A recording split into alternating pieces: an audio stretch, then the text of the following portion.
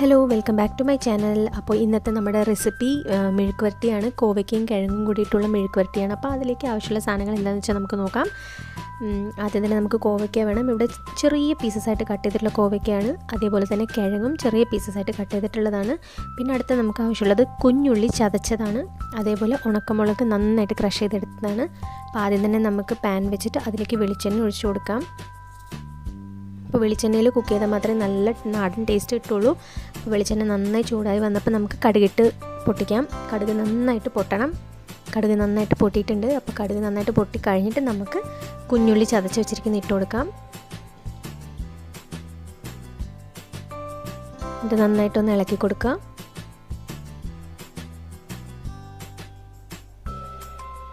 അതിലേക്ക് നമുക്ക് കുറച്ച് കറിവേപ്പിലയും കൂടി ഇട്ട് കൊടുക്കാം.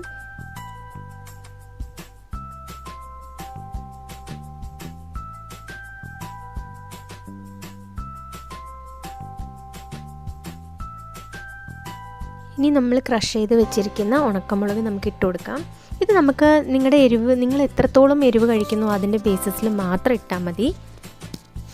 അപ്പം ഞാനിവിടെ ഒരു 2 ടീസ്പൂൺ മുളകാണ് ചേർത്തിരിക്കുന്നത്. ക്രഷ്ഡ് ചില്ലിയാണ് ചേർത്തിരിക്കുന്നത്. ഇതിന് നല്ല എരിവുണ്ട്. സോ ഒരുപാട് എരിവ് കഴിക്കുന്ന കൂട്ടത്തിലാണെങ്കിൽ മാത്രം നിങ്ങൾ ചേർത്താൽ മതി.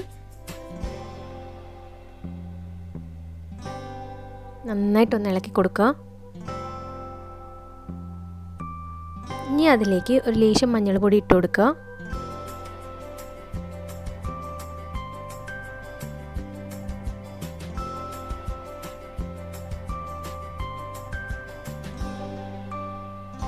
ഇനി നമ്മൾ അരിഞ്ഞു വെച്ചിരിക്കുന്ന കോവയ്ക്കയും കിഴങ്ങും കൂടി ഇട്ട് കൊടുക്കാം.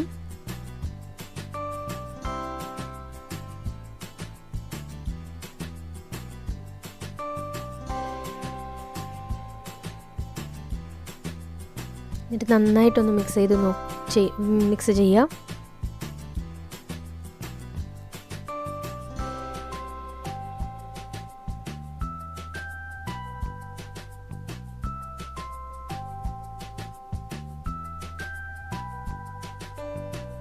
ഇനി അതിലേക്ക് നമുക്ക് ആവശ്യത്തിന് ഉപ്പിട്ട് കൊടുക്കാം. ഇവിടെ ഞാൻ കുറച്ചും കൂടി എണ്ണ ചേർത്ത് കൊടുക്കുന്നുണ്ട്. എനിക്ക് കുറച്ചിങ്ങനെ ഡ്രൈ ആയിട്ട് തോന്നി, അപ്പോൾ കുറച്ചും കൂടി എണ്ണ ചേർത്ത് കൊടുക്കുന്നുണ്ട്.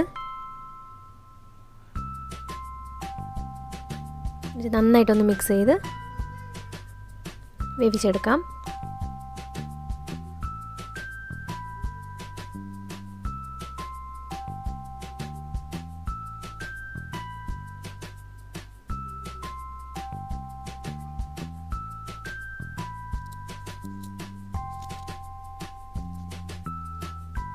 ഇടയ്ക്കിടയ്ക്കൊന്ന് ഇളക്കി കൊടുത്തുകൊണ്ടിരിക്കുക.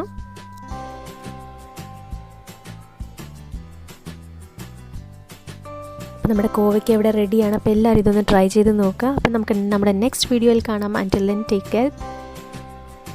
ബൈ.